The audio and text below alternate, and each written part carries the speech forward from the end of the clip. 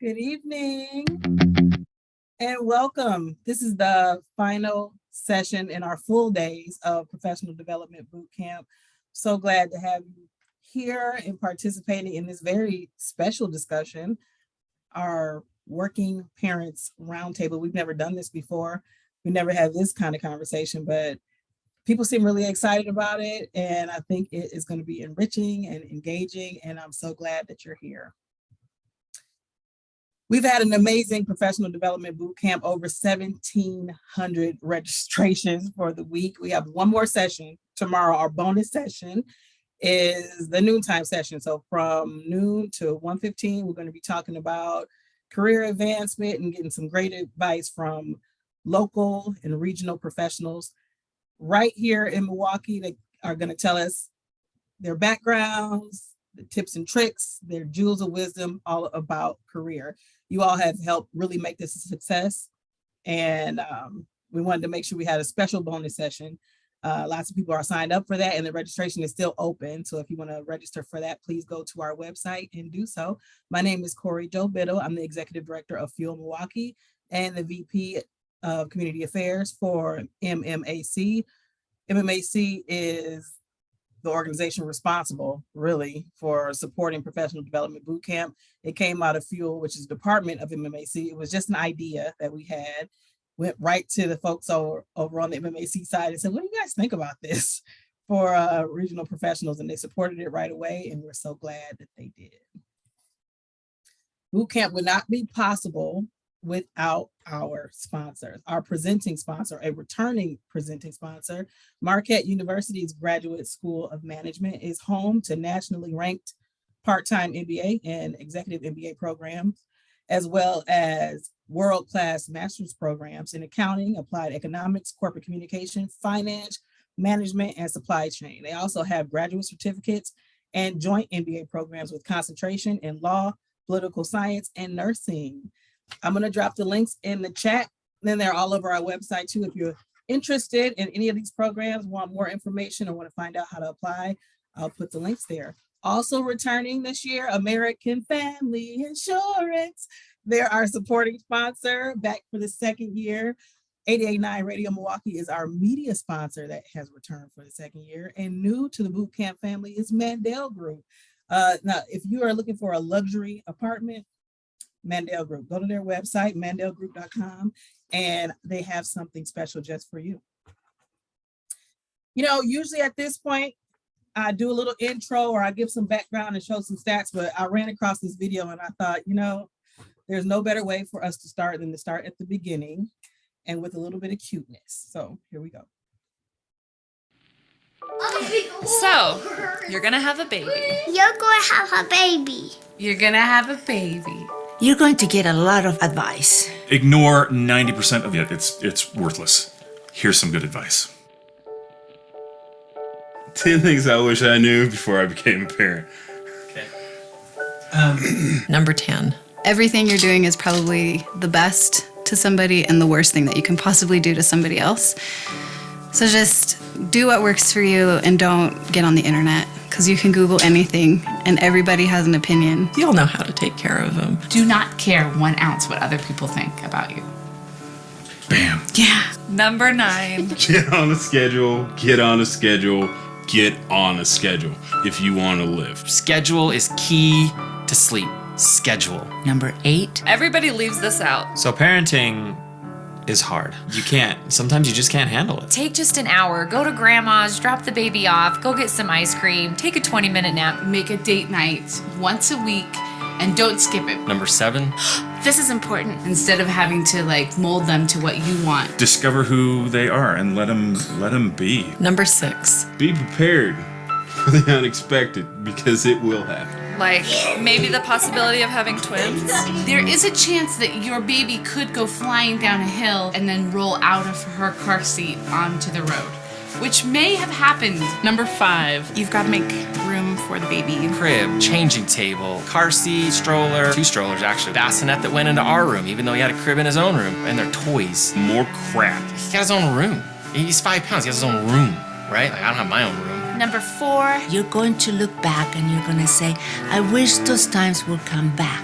So keep them. Don't give them all away. They'll only wear it once, but you'll keep it forever. Memories are the only thing that you have left after all this said and done. Number 3. Be grateful for your kids. Be grateful. Things that you aren't prepared for can turn out to be good things in the end. Oh yeah, worth it. All the poop and snot and screaming and crying and fighting, worth it.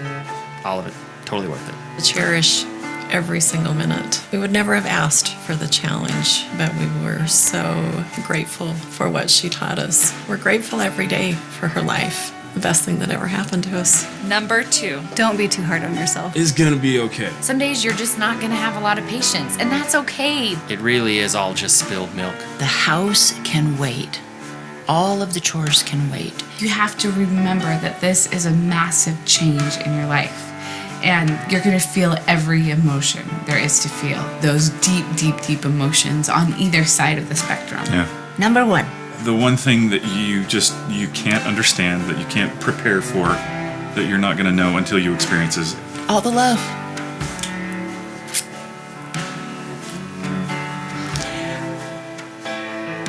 Be prepared to love something more than you ever thought you could. Because you haven't. You haven't yet. And it will be the best thing that you've ever done in your whole life. If I wasn't a mom,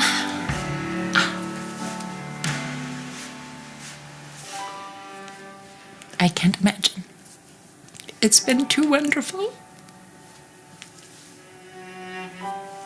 Just relax. You're going to be great, hopefully.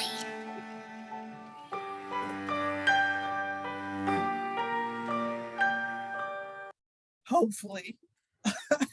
When she said all the love, I lost it. And I'm like, I have to show that video. We'll get into some of that advice and see if it resonates with this panel or not. I think a lot of it for me definitely did. I'm going to quickly introduce the panel and then I'm going to stop sharing my screen so you can see them all.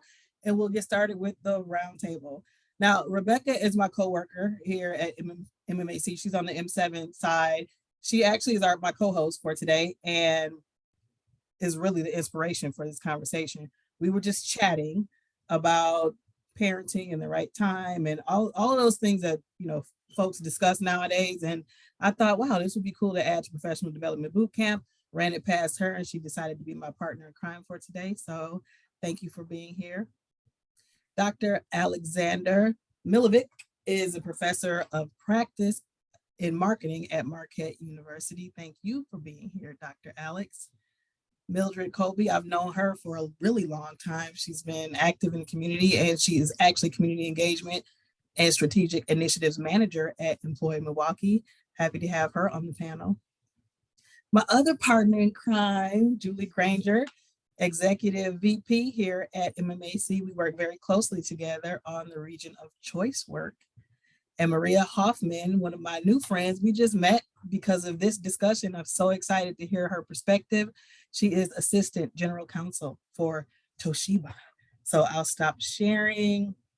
I'm going to start with you, Rebecca. Let's talk about this, right? So we were just passing each other at the Keurig machine and just had a conversation about all things parenting. Just give us a quick recap of that conversation from your perspective, and also the things that you're considering in becoming a parent, whether or not it's something that you want to do. Yes, no, the pressures around it. You're the inspiration for this, so I want to kick it off with you. Thank you, Corey, Joe. I'm excited to have this conversation. I feel like a lot of people on this call know how curious I've been about this topic. But I got married 2 years ago, almost 2 years ago. I have been with my partner for 8. And I'm in this weird point in my life where I feel like I'm finally comfortable in my career as a young professional. I have goals for 5 years from now, 10 years from now. And I just feel like I'm really starting to get in the groove, but also that lingering feeling in the back of my mind of like, do we want to have a family? And when would that be? When's a good time to start that? And how does that fit into everything? And so I just started asking anyone and everyone, apparently a lot of people, the questions about what it's like to be a parent and juggling a career and, the pressures to do that. And even if we want to have kids, because I know that's an option too. And I know people who have taken that road and are happy with that choice. So there's just this vast decision to make. And it's like one of the points in your life that could totally change the trajectory of what you do. And I'm just an information gatherer. So that's kind of, I've just been asking anyone and everyone the question. So really excited about this panel. Same here. I asked those same questions. I'm going to give my sort of parenting profile, and I'll go around and call on the rest of the panelists to do so. I have 2 kids, a 9-year-old and 11-year-old, and I am now co-parenting with my ex-husbands. We were married when we had the kids. Got divorced when they were pretty little, and we're still pretty close. So my kids, all they know is just their parents are friends, and we live in separate houses, and we go back and forth. And sometimes they come to work with me, and sometimes they watch my webinars. And most of the time they think I'm boring and all of that good stuff. So that's the sort of profile. Maria, I'm going to come to you. Kind of give us, what's your parenting profile? Well, my parenting profile, I have a 21-year-old going to college here in Milwaukee, which is, probably another conversation that we'll have in another topic. But I have been married to my husband for 23 years. We have been 26, almost 7 years together. But that also comes from challenges from the point of view that I'm from Spain and he's from the US, he's from Chicago. So another topic of discussion that may, come here very handy is to, balance the different culture and different upbringings into raising a child or having a family. So, Mildred, how about you?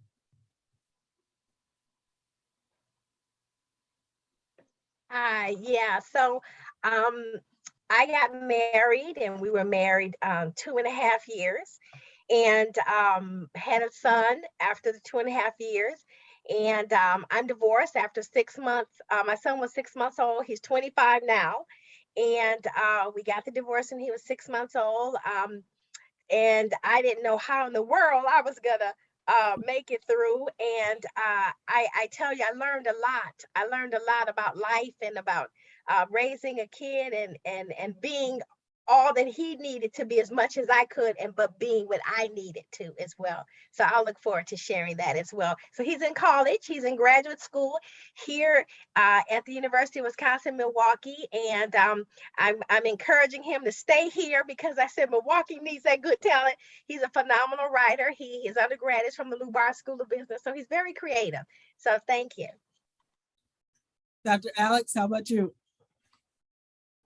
Sure. So Alex Milovic, I'm a assistant professor of practice at Marquette University, taught undergrad and graduate. So as Corey, you were mentioning some of the programs, I teach in some of those programs and happy to engage with that. I am married 16 years, 2 children, a 10-year-old daughter, 12-year-old son. And what's interesting in mentioning UWM, that's where I got my doctorate, is through the course of our marriage and then having children. So my wife was the primary breadwinner. And then certainly when I went back to school for 4 years, I was part-timing jobbing and most timing parenting. And now she's an entrepreneur while I'm doing as a professor. And so kind of juggling all of that as children grow up. So ongoing challenges, awesomeness, and challenges. How about you, Julie? So I have to start with a shout out to my favorite co-parent, my husband, Dave. We've been married for 28 years and he is truly a co-parent and always has been. And he's one of those guys that knew from early on, he always wanted to be a parent. I took some convincing, quite frankly, but very glad I did. And I've been at the chamber for 25 years, been married for 28. And so literally my kids have kind of grown up here, and the 2 coworkers on this panel I know have met my kids. They helped us move into our new space. So they've been kind of a vital part of my work life. And, the boundaries have been pretty malleable since day one for us. So I have a 22-year-old daughter who just transferred to UWM from up in the Twin Cities, and a 17-year-old son who's a senior in high school. Dr. Alex, when did you know it was the right time to have kids? Did you plan it? Was it a surprise? Did you think through it? Or did you just say, you know what, life will happen and it'll be fine? I think the answer that we'll all have is you're never ready. And if you think I'll plan that out, so the answer was no. So we did. So with our son, yes, planned. With our daughter, no. So politely leaving it there. But again, could not imagine my world without them. But if we were barely struggling with one child in the budget, the second child just blew it up. Yeah, Millie, is there ever a right time? What's the right time? I don't think there's ever a right time. I think what you do is you try to be as prepared as you can. You try to prepare yourself for what you think will be needed for your children, for your husband, for your family. So I don't think there's ever a right time. I think it happens and you find that there are things that are just innate things that are inside of you that come to the surface as you are presented with the wonderful opportunities of parenting. Maria, I see you nodding. Yeah, and again, I mean, I'm kind of like in the middle of, those planners versus like going with the flow. Of course, in my personal case, we got married and we said, well, we knew that we wanted to have a family. We think the typical, in our generation was like 2 years, 3 years, you want to have a little fun and travel, and then I think is more like, when you are ready. Is something that even when you plan things, the plan may go awry because life can send you in a different direction. But I think as far as when it is time, to me it comes down to you want it. Do you really want it? And you are like, of course, you need to think about little other details like financial situation or having a backup or being ready as far as having a support system. But and that is totally the planning area. But as far as saying, am I ready? I think there is something in you and with you and your husband or your partner that definitely, clicks and when exactly when that moment comes. How about you, Juliet? it took you some convincing, obviously. You made a decision at some point. Yeah, I'm How did very you know? curious about the convincing part. Well, a lot of people say, I can't even remember my life before kids. And I can. I remember like going out to eat whenever I wanted to, taking a spontaneous weekend trip somewhere. And, I was a little reticent to give all that up. We were kind of ticking along, doing what we wanted, 2 income earning household, things were, going pretty smoothly.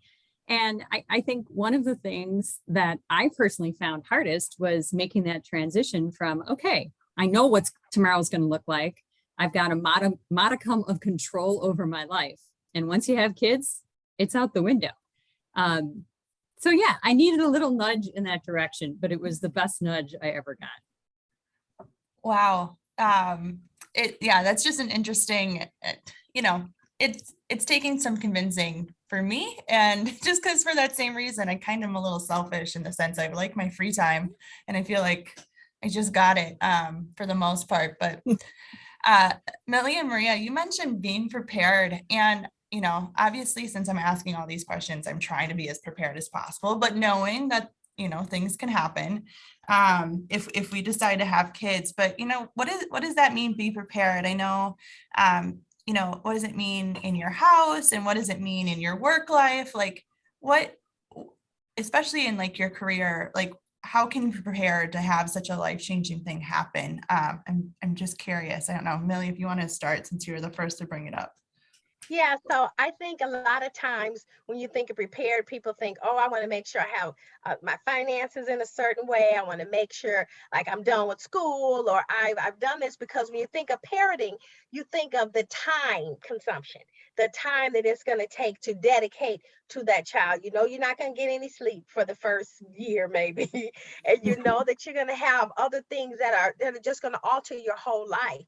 But I think the preparation comes from you conditioning yourself to know it's okay to not to know. It's okay to not to have every I dotted, every T crossed. It's okay not to have that perfect schedule. And I think that's the preparedness that has to happen. It's something that happens on the inside of you. It has to happen to you. You have to know that it's okay. This is another chapter of your life. It's not the final chapter. It's not, I've lost my whole life. And, like Julie was saying, I can remember before I got married what I was doing. Then I got married, and then 2.5 years later, I have a son, and then the divorce, being a single parent, the whole thing. So I don't know if when we say prepared, people think, oh, A, B, C, D, E, F, G, 1 to 10. It comes like that, but it doesn't. I think the preparedness comes because you resolve in yourself that I'm going to have to make certain things a priority. The film, the clip that you showed, when they said, let the house go, you have to get to a place of peace in your mind where you say, it's okay for me to live in this moment, because this moment will evolve into another moment. I completely agree with that. I mean, the preparation to me becomes just the basics. Again, don't be just, oh, I'm gonna have a kid, and then you're not prepared. And when we say financially, we are saying like, diapers are very expensive these days, and you need to create your priorities. And if you like to go out, like Julie was saying, oh, we used to go out for dinner all the time, and now you need to get into a more strict budget and things like that. But the preparation to me goes to the basics only, because then things will always fall into place, and you kind of adapt to what you didn't prepare. To Mildred's point, it's now A, B, C, D, and then I have the entire abecedary just prepare. No, it's like prepare the basic, and then you adapt as things happen. And again, to me, it's all being prepared, like within you, saying like, I'm ready to be a mother, I'm ready to be a father, because I'm sure that there are like many people here trying to decide. It's like, once you know that you're ready, everything else falls into place. Just have the basics, have a little bit of a support system, because that is exactly what I missed the most, because I was away from my family of course, I have my husband's family supporting us, but again, there is that also that bond that you want to have your kid, but beyond that, everything falls into place, and you will be prepared for always for the next step. Alex and Julie, when you were looking at starting a family, did anybody think about not working outside the home? Or did that happen? Like, did you have a conversation about it, or was it all? Because I remember somebody asking me once I knew that I was pregnant with my second baby, and I was telling people at work, and somebody said, "Oh, are you gonna stay at work?" And it never crossed my mind, because I was just, it was just me. So it's like I never thought about it. But if I could go back and plan differently, I probably would have set it up so I could have had that as an option.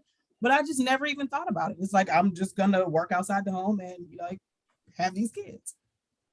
I'll say that was something we had to kind of deal with on the fly. So when our first child was born, at this point, my wife was full time, I was part time, and then going to school. And my schedule in academics it's very flexible until it's very inflexible. So there's very much peaks and valleys. Like from December 15th until January 15th, not much going on. But once the semester starts, I'm very regimented. And if something happens in an odd time, there's nothing I can do.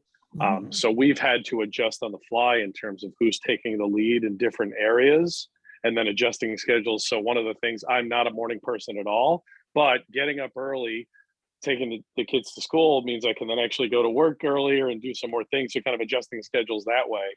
But we've had to adjust it. And there's been some trials and tribulations in terms of kind of whose career takes precedence. And I think we're coming at a good time in terms of my wife starting a few businesses, small business ideas, because then that allows us to kind of share in it, but not deliberate, but now we're making do with options. Mm-hmm. Just as a follow-up, did you guys, I know, Alex, you mentioned for a while, your wife was kind of out of the house and you were doing a lot of the parenting and, flexibility. I'm just curious, was that a conversation you guys had before you had children, or was that something, like you said, that was just on the fly that you guys had to manage? No, and I'm thinking back to my career at the time, and she was a senior accounting manager at a company, so maybe 50, 60 hours a week. So I did, and I was raised by a single mother, so just understanding there's no stereotypes of who should do what. Plus, and I'm seeing this a lot of with my male friends who are of similar age and similar children styles, is that we're all in this together. Like there's the old joke of like not knowing how to change a diaper. Like that's tired for us. So just happy to jump on in and help. So, but no, not conscious, and then just kind of adjusting. And it's, we've had to shift roles. I think each of us twice is like leading and following. And so that's why the whole time the idea of communication kept bringing me through is just talk, being, trying to get on the same page. And even if we're not on the same page, at least talking, because silence can also lead to festering and trouble. And a lot of it is just miscommunication, or I thought that's what you wanted, and the other person is intoning like, you didn't give me a say, right? So communication. It's a good tip. Julie? So before I had my first child, I never envisioned myself not working full time. This was a goal I had from a very young age, and it was just hard to imagine it. And then after I had her, I won't say I could imagine staying home all the time either, but, especially in those early years, they really are precious. And I was really fortunate to have a boss who was able to give me some serious flexibility. And my husband felt the same way. He didn't want to miss those times either. And, it was kind of trailblazing at the time. He was at Northwestern Mutual, and they allowed him to go down to 4 days a week also. So we had that great blend of, our daughter was in daycare 2 days a week. And then between the two of us, we covered the remaining 3 days. And, as she got older and we had our second, circumstances changed and jobs changed a little bit. So, I agree with you, Alex. We were you had to maintain good communication, and kind of, whose job takes a little more precedence at any one time comes into play. But, you go with the flow and you're able to manage it. Julie, did the culture at your job support that? Like, were people supportive of it, or did you have people that were jealous, or like, what was the response to your change in schedule? I think now that we're all working remotely and appreciate how much you can get done outside of the typical 9 to 5 day, I think it was more unusual 23, 22 years ago, but I really tried to be conscious of not letting my coworkers down and not dropping the ball on projects. And oftentimes that meant, even if Tuesday was my off day, maybe I was working from 9 till 11 that night to just make sure something got completed. I just wanted to add, we talked previously about preparation. And I think one of the things you can do is to make sure that you've put yourself in a good position with your employer so that they know your work product, they trust you, because if you have that trust established, you're much more likely going to be able to have the kind of flexibility you may want. That is so good. Mm-hmm. I know, so just really quick, just sticking with the employer and work environment, being a parent quick, and I would love to hear from Millie and Maria, because Maria, I know we've had conversations about this. That juggle of career and kids and needing flexibility, how, any advice, Julie, thank you so much for the advice of like establishing a baseline, but any other advice on having that conversation, like whether you're newly pregnant or you have a kid, and you're just realizing I need more flexibility. And this is a question for all of you, I guess. Any advice on how to approach that with your boss or, coworkers? Just because that could be a really interesting topic. And, today with remote work, sometimes I think parenting, at home, it's a little easier, but in some cases it's not. So I'm just curious, any advice in talking to your coworkers and boss about gaining that flexibility or trying to work out a schedule that works for you and the team? Yeah, so it's interesting because I was wanted to piggyback on Julie. That I was like, I wanted to say something about that. So I worked for a nonprofit when I was pregnant, and then when I had my son. And at the time, there were about 3 of us there that were young and were having children or had just had a baby. And so we were so valuable to our nonprofit for what we're doing for them. They also, and I think it's really apparent now that workforce has to look at that too, that when you have good employees and when they're valuable and they produce for you and that they're dependable, you want to give whatever you can to help support where they are. So our nonprofit started a daycare center. They started a daycare center on the premises, and our kids were able to go there, and we paid for childcare and all that, and we were able to come to work, bring our child, and then if we had to be home, then we were able to work from home at times. That's before, working at home became a thing, we were able to do that. I think having that relationship, like Julie said, with your employer to be able to say, hey, can we work together? And then not just for you, but for the other moms that are, or dads that are around at the time that have babies or having babies, or for those that are to come after you. So I think that's really a good thing. And then utilize your village. I had to have a village. I was adopted myself, so I didn't have, biological family to go to and say, hey, can you watch my son or this and that. I had to utilize the village that was around me to say, hey, he's sick today. Can you watch him? I got a major project going here. And don't be afraid to do that. I think that's part of the preparation that you do as a parent, is not to be afraid to ask for help. And not to be afraid to ask your employer, can we see what we can do together? And what we did, I think was great, is we researched how to open the daycare center and who could do it and all that. So we did that and brought it to the employer and say, hey, here's what we're looking at. Is this a possible thing? Yeah, I completely agree. And again, to Mildred's point, when I started to work, initially I started to work on a teaching environment. I was teaching at a community college. Of course, teaching hours is like, I have to be there. I cannot, back then you could not come home and teach a class online. But even back then, I think employers they were giving you some sort of flexibility back then for emergencies. I mean, it's like, if I cannot go and teach a class, I cannot go and teach a class because I need to go to the doctor or whatever it is. What I think is that now your generations and in the times that we are living, you're going to have even more flexibility to do that because employers have already experienced the working from home environment. They know that workers and professionals, responsible professionals, are working even harder.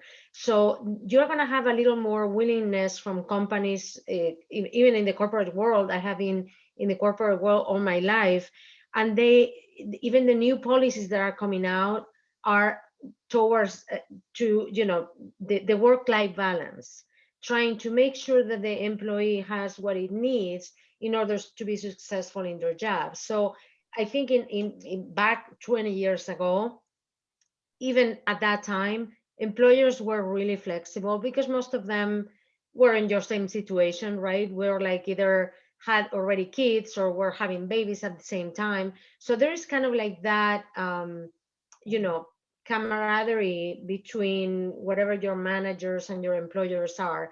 And also to me is also, now it's an asset for any company that wants to retain good talent to precisely, have that flexibility and help, new professionals to incorporate parenting into their lives. So I think you guys, for the most part, are going to be much better than, in my opinion, much better than generations before.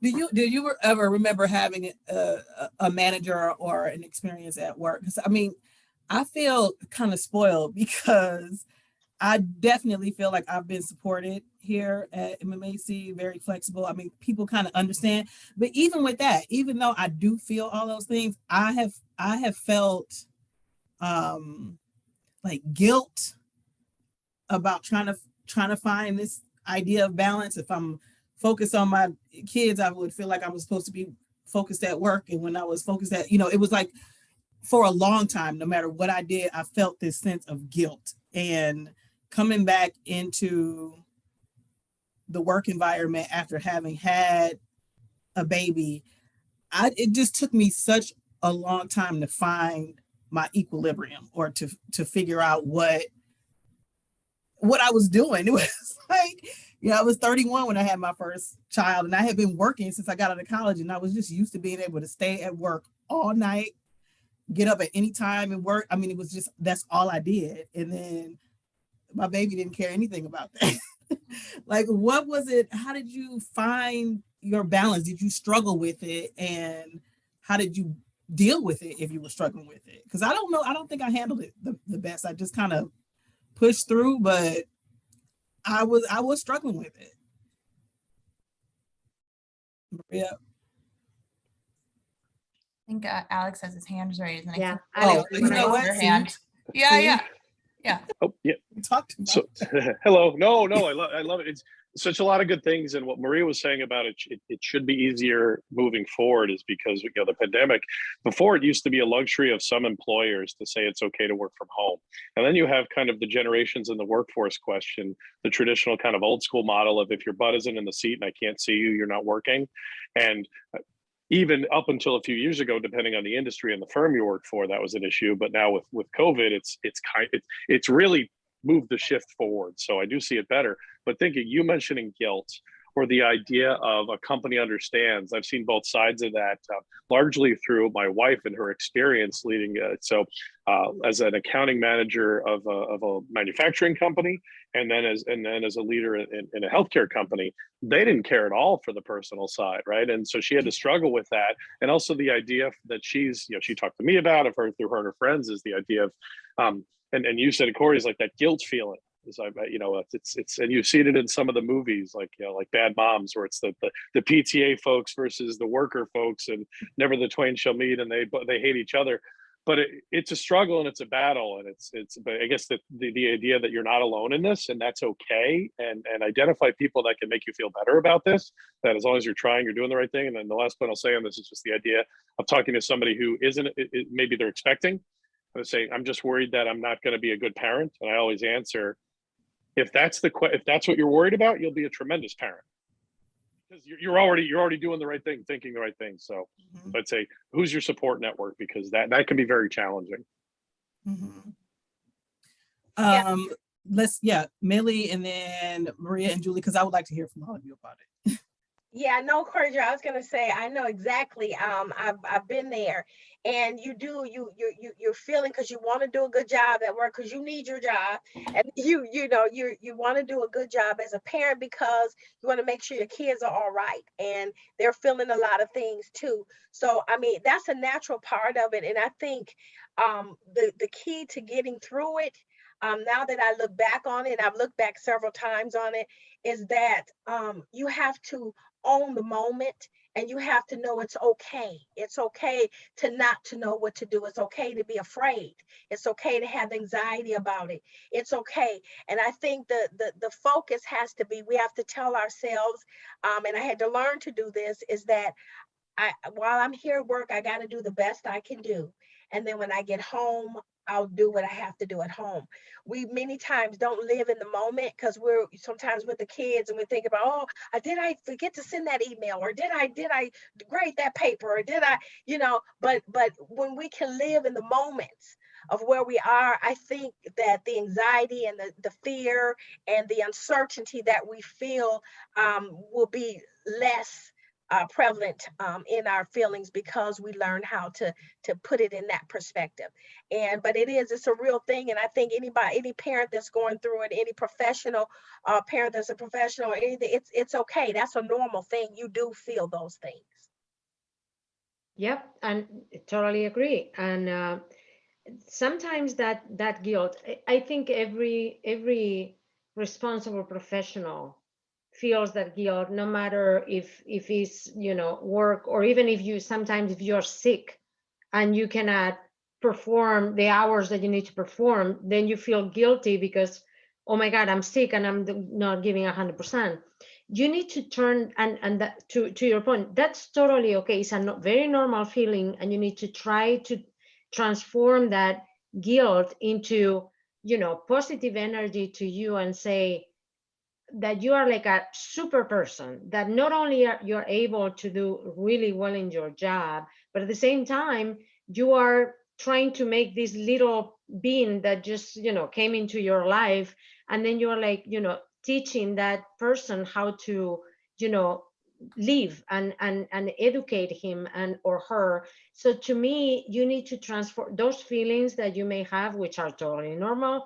You need to transform it in energy and say, hey, if I can do now with this little one yelling all the time, imagine what I can do when he's able to feed himself, right? So totally normal feeling.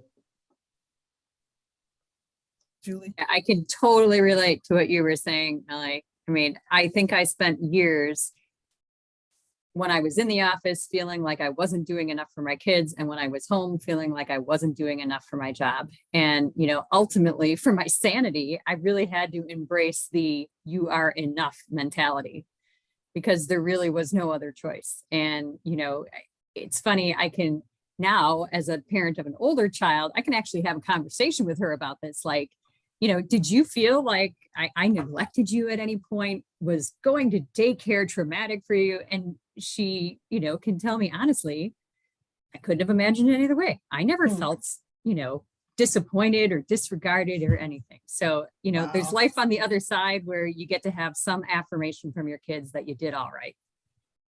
That's amazing to hear. And that's what I struggle with is I did the daycare. I worked at a daycare. I nannied. So I basically was a live-in nanny when I was getting my master's degree. So I had been like living with a small child at 2 for a few years. And in my head, I'm like, I don't know if I would ever want to do this, even with my own kid all the time. Even though I loved him, but and so in the front of my mind, I'm like, I'm going to be career driven. Like you said, Julie, like, I can never imagine being a stay-at-home mom. And then when I say that to my friends and family, they're like, oh, that's going to totally change when you have your own, which it probably will. but I'm also nervous. I'm like, but what if it doesn't? Like, what if I want to keep working and I would love and be a parent, but like that guilt factor comes into play. So that's kind of really amazing and reassuring to hear. So I guess and the next question and the next stage is like, after having your kids, did your career ambitions change at all? Did it change your perspective? As everyone has told me, it will when I have kids, or if I have kids, you know, because that's still a decision we're making. But you know, it just, every time I say, well, I don't know, I'll still be kind of career like driven, and yes, I'll have my kids, like, and everyone's just like, no, that will change. I'm curious, did it change for you? Did you have the same ambitions after having kids, while having kids? How did things change? It changed for me for a little while. Okay. And I had the same thing where it was like, you're gonna change. And I remember my father told me, you know, get your MBA first, or he was telling me to do certain things first, because he's like, once you have a kid, you're not gonna want to do any of that stuff anymore. And I'm like, oh, Dad, I can do it all. But he was right for a period of time. And there was a period of time for me where I was just like, my ambition was to like get a shower. Hopefully I could get a shower today. You know, I mean, there was a period of time where it's like I couldn't think about anything. But they're at this age now where they are so much more independent. And like Maria said, they can feed themselves, they can entertain themselves. They're not as dependent on me. And there was just this moment when I realized I was starting to dream again, or I was starting to make plans for myself again. And it was just like one day I caught myself doing it, and I'm like, oh, okay. And it, you know, you have to shift wherever your energy is, but I don't think it's a permanent thing. Maybe for some people it is, but for me, it certainly wasn't. Anybody else want to jump in on that one? Well, I can say that I recognize that definitely the moment that you have your first kid, and you know, it's a change, and it's a dramatic change in your life. But you need to also kind of like trying to find the balance to say, not only I need to adapt to this kid, but these kids need to adapt to my life. Mm-hmm. So it's finding that, you know, the sweet spot. So yeah, initially the first year, I'm gonna say, is like a little, you know, you don't know your bearings, you're like just trying to figure out things. But in my personal case, I think you become even more ambitious, because you realize how much you can do, and how you know, how much do you need to become even a different person just to take care of your kid. And I think your ambitions actually become even much, you know, you expand all that, and you want to be better yourself, because the better you become, the better your kids are going to be, right? So in my personal case, and you know, I have talked to other people about it, I think it's a transformational situation that once you adapt, and after that initial change, it's actually it's beneficial for your career, it's beneficial for your professional life if you want to continue in that path. There are other people, it depends on your personal situations, where you know, they said, well, I'd rather be a mom, and that's a career, and a very hard one, right? But it's always, to me, it always transforms into the better. You just need to, you know, to Corey's point, past that, the change moment. For some people it's a year, for other people maybe 2 years, but it is transitional. Yeah, I was going to say, what they do is, I think it's a motivation for you, especially as a single parent, because you know, you don't have the luxury sometime of saying, you know, I'll just put my career on the back burner, or I just won't go to work, or I just won't, you know, you have to balance it all. You have to be the provider, you have to be the nurturer, you have to keep giving birth to your dreams, and then give birth to their dreams, and you have to keep going. So there's constantly a thing that's turning and motivating you. So when you can look at it, that it's okay need to be motivated to move into what is the next. What do I need to do to be better prepared for life, for myself and for this child? Because they evolve into so many different things and people, and then you're like, is that the same person I gave birth to? You know, you're like, where did this come from? So I think being able to use it as a tool, to a springboard to catapult you into your dreams. Don't let your dreams die. Don't lose your ambition. Don't lose the thing. Sometimes you have to put it on a little timetable and let it, you know, stew for a little bit, and then you can pick it up later. But the main thing is not to let it die, not to let it go. Keep dreaming, keep moving forward, and reach your goals, because it is better for them. My son came to me the other day, and I get teary-eyed when I think about this.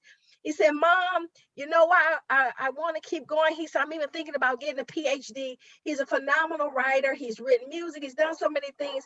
He said, I watched you get in a community and help people. I watched you start a mentoring program to help kids go to school. I watched you talk to single mamas to make a difference in their life and let them know they can do it. He said, Mom, and I watched you take little money when we didn't have it, and you made meals, and you took care, and you paid our bills, and you made it so we could have something. He said, I was able to watch you. He said, Mama, then I knew I could do whatever I needed to do. So that, you know, they're watching us all along. So, you know, moms out there and dads, don't give up. Keep going, pick your dreams up, and keep moving forward. Okay, I started off with this video that most people's questions are around the beginning of parenting. Are we going to have a baby? What is it like to have a baby? You know, how do you go back to work with the small daycare? All of those questions. But you know, Dr. Alex and I are sort of in the same, our kids are around the same age. Maria, Billy, and Julie, you have passed a certain stage and like experienced something that I haven't gotten to yet. I'm a little nervous about. I'll start with Julie on this. Oh, Vanessa said, is anyone else crying on this PD class? Have you ever cried at a workshop before? I know, it's very, very sweet. Julie, let's talk about once we get past the toddler stage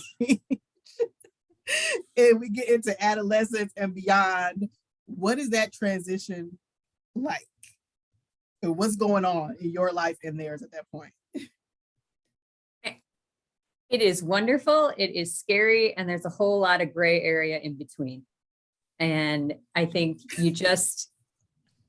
it's so much less predictable, right? I mean, I think the answers are a lot more clear on the right things to do with your kids when they're little, right? You know, you should read to them every single night. You know, you can teach them how to take care of themselves. Teach them how to make breakfast for themselves. But when they get to a certain age, ready or not, they're going to be making those choices and decisions for themselves. And, you know, a big part of you celebrates that and is able to see just with wonder the people they are becoming for themselves, not for you, not for anybody else, but they're finding themselves in that world. And to me, that has been absolutely one of the most rewarding parts of parenting. I mean, but on the other hand, you know, I've seen my kids make some choices that I wasn't thrilled about. And, you know, it's their choices to make. And all you can do at that point is hope that they have the foundation and that they know no matter what they do, they are in a family of love. And so I actually asked some of my coworkers how they would answer this question. And Stephanie, who is also on our team here at the MMAC, had a great comment. She said, don't always wait for the storms to pass to get in the boat with them, even if they cross their arms and refuse to row. And I thought that was a really great quote. Sums it up. It does. I can totally see. I know which one of my kids would be. I can picture it. Oh my God. Dr. Alex, are you ready? Are you ready for this? So you know what? No and yes. And no, of course, because you think about, oh, the little baby, and that's great. And then you watch somebody else's kid, you're like, this is a horrible idea. But then it's kind of the idea that, you know, are the teenage years and the crazy hormone stuff, is that nature's way of like pushing the kid out? Like, it's like, you know, I love you. I don't know if I like you right now. So it's kind of like getting used to the idea of And I saw this once where by the time your child is 18 years old, they spent 90% of their 90+% of their time with you. Because from that, now, provided they move out of the house and they're not with you all the time. Right now, they're with you 24/7. Right. This is so what I say is the better you do now, the more likely is that they'll still want to hang out with you as you get older. So I always want to keep that in mind. But it's like I'm getting more used to the idea of them as I guess more adults, kind of more mature. But so I'm excited for that, but also scared. For me, I remember vividly the day that my kid crawled out of the crib for the first time. And I thought that my life was over at that time. I was like, oh my God, he can get out now by himself out of the crib. I wouldn't be able to sleep. I wouldn't be able to do anything. Looking back, he's 21 now. Those were for me actually the up to toddler and a little bit more, the easier years, because you have the upper hand, right? You control more. And to Julie's point, when they reach an age that they start to make the decisions on their own, and when they are like 11, 12, 13, then you start to, it's like, whew, think. And then after that, I think the older that they get, the more challenging becomes the parenting becomes more challenging, because again, they develop their own personality. They are their own beings. They are not you. They are their own. They have their own costumes and their own. So I think the easier years are up to, I'm going to say like 11, because they look at you like you're like the king or the queen of the world for them. And then they start to kind of like go like, well, I don't like that. I don't like that. I don't like that. Is when, the challenges commence, but it is every stage of their life has their own wonderful moments, and it's something that you will cherish forever. So you will miss some parts more than others, but yeah. Billy? Yeah, I was going to say, when they're young, you carry them on your lap. But when they're older and teenage years and on up, you carry them in your heart, even when they're adults. And I don't think you ever stop feeling that protective. You go in protective mode all the time. You wish you can, as Julie was saying, they do some stuff that's like, where did that come from? That is not the kid I raised. And you wish you can protect them from it. But I think the way to protect them, as your coworker said, is get in the boat with them, and you let them know that sometimes, I'm not here to drive the boat. I'm not here to steer the boat. I'm just here to balance the boat. And when you're able to give them that sense of balance, to not that, and sometimes they can do some stuff. I mean, my son through high school, I didn't know if we were going to make it through. It was so hard because they have so many influences and so much peer pressure.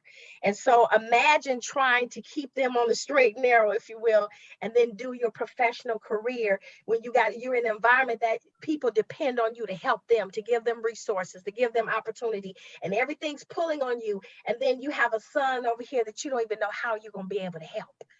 That's a hard place to be in. And that's when you utilize, as Alex said, to utilize the support systems that you have, and don't beat yourself up, parents. Don't think, I must be bad or I can't. You're doing wonderful. They will get through that stage with love, support, and prayers, and just keep them going, but keep telling them what's right.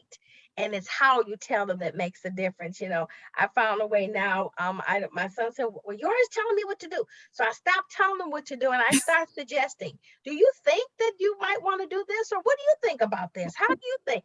That give them a buy-in to their future. And I think that makes a difference. Wow. Yeah, no, it's so interesting to hear how it changes. And, you as a child and not yet have children yet, you kind of have a different perspective, but it's interesting to know how they grow up. So I guess, and based off of that response, what what's something you didn't expect with parenthood? You know, it sounds like there's little gray area and when they're teenagers, but is there anything else that, you know, happened while raising your child or while raising your children now that you just didn't expect?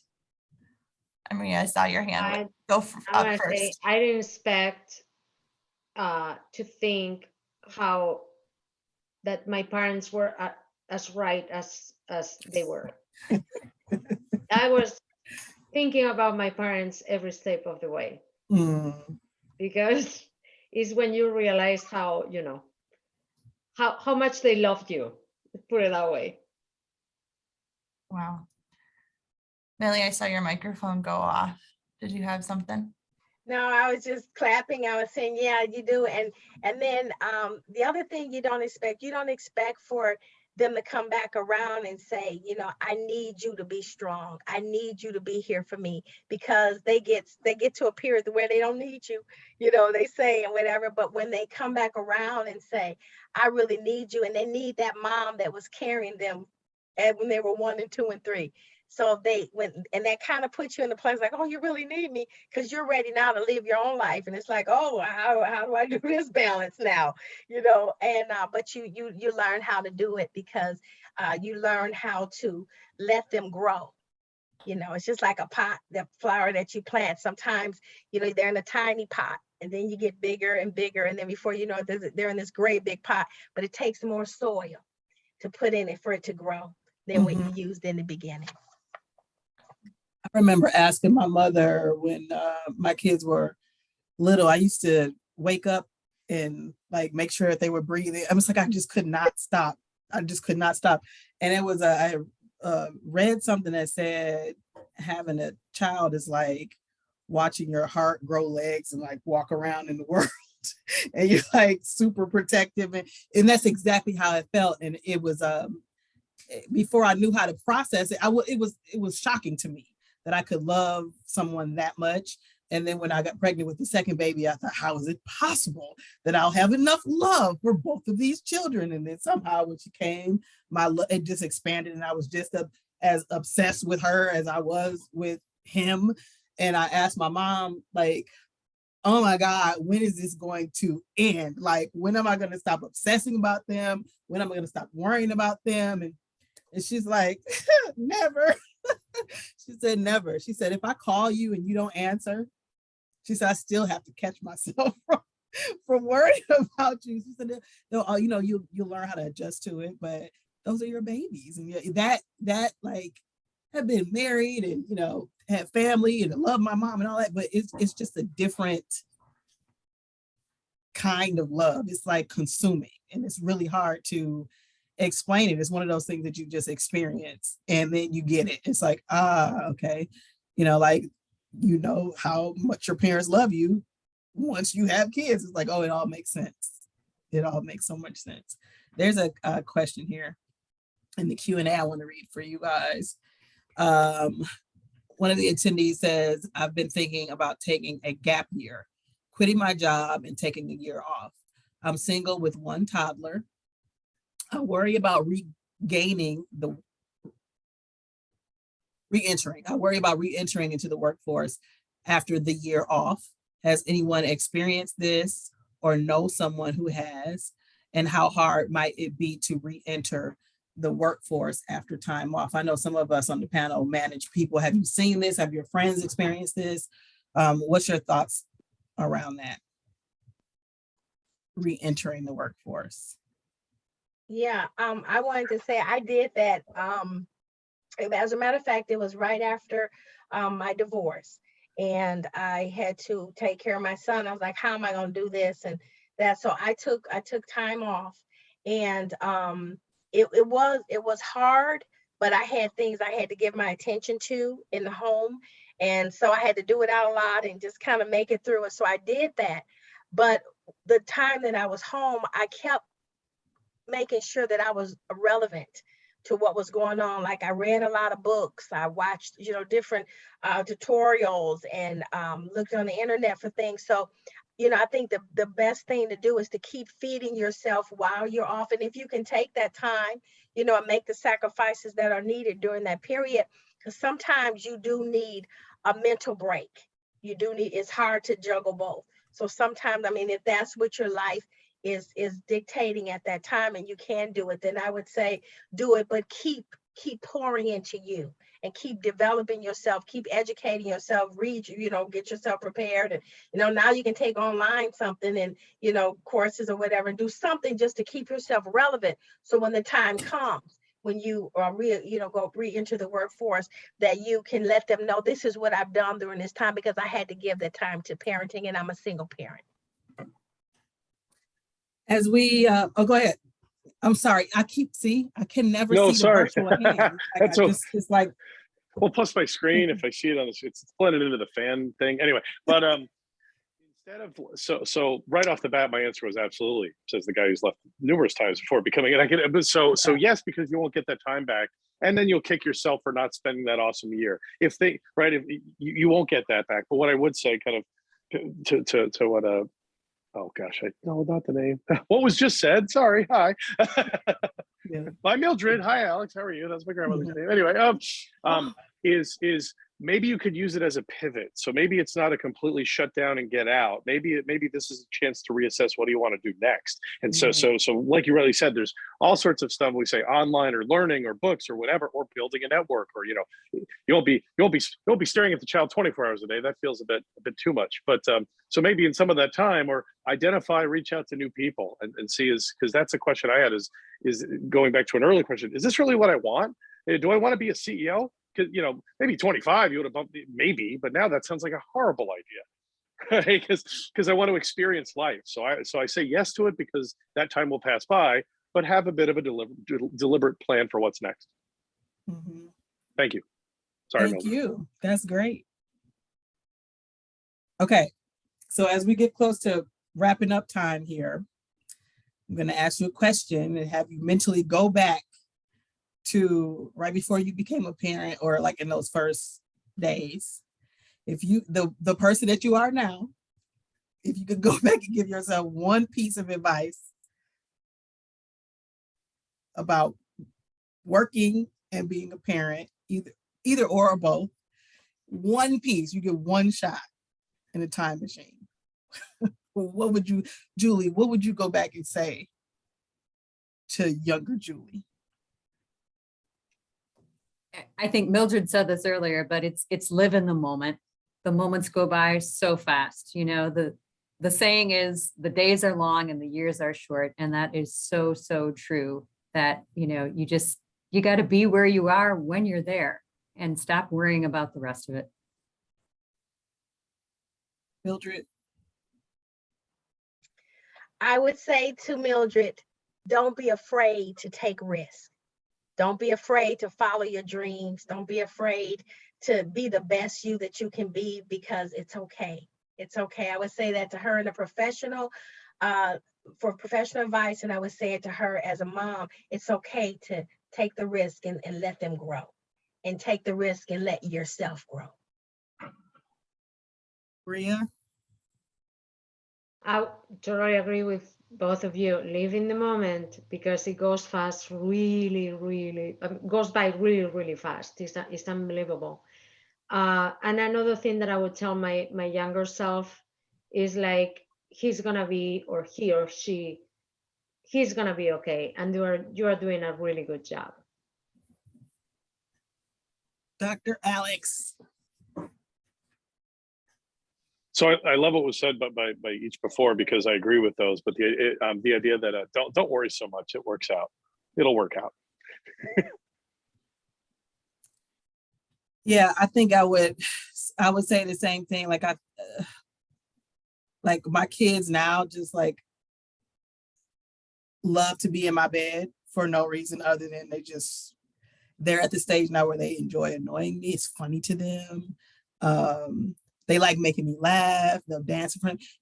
I used to feel like I had to kind of program every moment of their day, or always be doing something to entertain them, or always have them be learning something, or and I would enjoy more just letting them be in my presence and me being in their presence. And why where I really learned that was the pandemic, because when we were home and there was a part of me that thought I was going to dread that. Was like, oh my God, this is gonna be and it was the complete opposite. Like I got to know what that they both like anime, and that they were taking drawing tutorials on YouTube, and we like did some of them together, and I learned the things that they think are funny, and we spent so much time together that where I would have been rushing through everything before, and I was able to really like slow down and get to know more about their personalities. And I'm like, these are really cool people. I think I could go back and tell myself that when I start, just chill out, just enjoy them.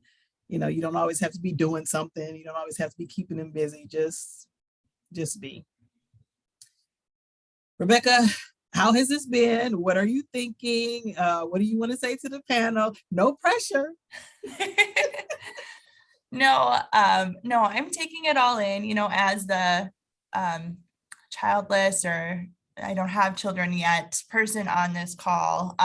It's just, I'm trying to take it all in, I'm trying to prepare myself. That's how I am a person naturally, trying to figure out how I can balance the career and children. And you all are just really amazing examples that it's possible, that, it doesn't need to happen all at once.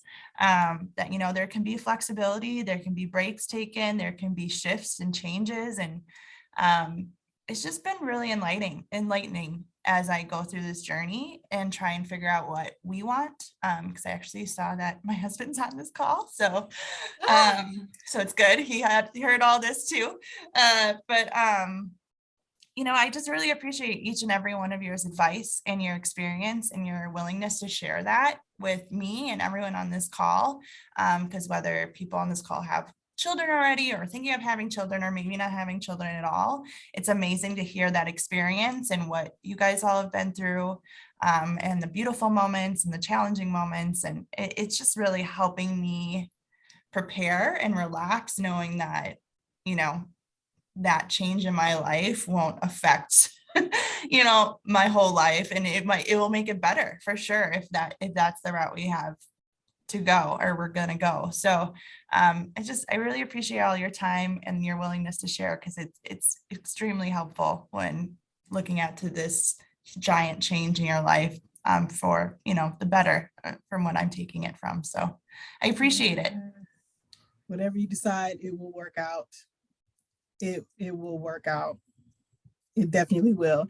That we had lots of people register for this conversation. A lot of them couldn't make the call tonight, but we will be sending the recording. I want to thank all the participants that are on the call. We had close to 200 people registered for this. So I'll send it. There'll be a link to a YouTube video where you can replay and share this. Actually, you guys put some pretty good stuff in the chat. There was some links and some really inspirational comments and some encouragement. And I'll pull some of that out too and put it in the follow-up email so you can cherish and remember some of those thoughts. Since you're in the chat, give some love to the panel. Love notes. What did you learn? How did they inspire you? What did you enjoy? And as you're typing that, I'm going to thank the panel. Thank you all so much. This has been really enjoyable. I mean, it's a different kind of professional development, but it is. I think the more we talk about this blend of working and raising kids and work life, home life, I think we'll all be a lot more successful, and our village just expands, the more that we talk about this. And it's like normalized to talk about it in the workplace. So I appreciate you all for being a model for that and an example. So thank you. Thank you for your time, your comments. Rebecca, thank you for your transparency. Thank you for agreeing to be the inspiration for this. I'm excited to see what you do. I mean, we watching you now. I was planning on going into this conversation full of honesty and try and really show what I'm thinking, which, can be sometimes dangerous, but, I know it's helping me tremendously. And I know hopefully it will help others, on the panel. I'm seeing all the love come in from the chat, but I'm glad it can be helpful for others as well as I figure out this journey. So thank you. Okay, it's late. Are you guys tired? You need something to eat? Get a glass of wine. And then I'll see you guys tomorrow at noon for the last bonus session for Professional Development Boot Camp. Thank you all. Thank you. Thank you. Bye. Thanks, Corey Joe. Thanks, everybody. Bye.